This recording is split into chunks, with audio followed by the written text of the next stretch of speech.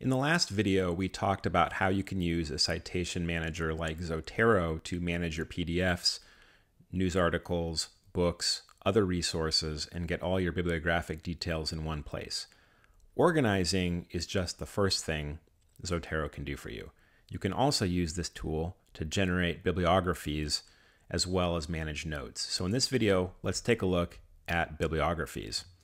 If you're like most students, when you write your academic paper, you are handwriting a paper, and then at the end you are doing works cited or a bibliography, and you are going in and pulling all your books off the shelf and trying to go through line by line and doing things like Beinhacker, Eric, and trying to remember the formats.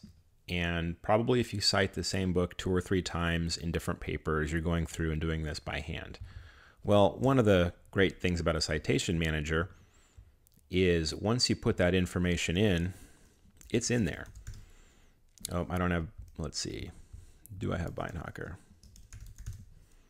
I sure do. There it is. All the citation information has been loaded, and what that allows us to do is automatically generate bibliographies. So to see an example of this, here is a paper, the bibliography for a paper I wrote during my PhD program. I have a huge number of sources that I cited here.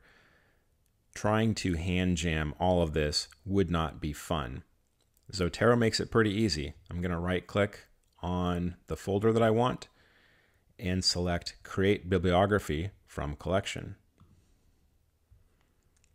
You can choose different citation styles. There's many to choose from.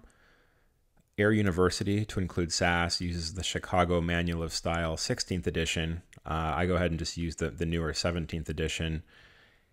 We're going to output this as a bibliography, and then we can choose to export this as a text file, HTML, clipboard, or print. I'm just going to copy it to the clipboard, hit OK, load up my document, Command V to paste, and boom, there it is.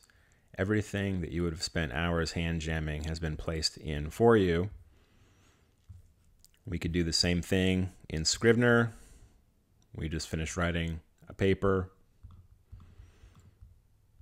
We'll paste it right in there.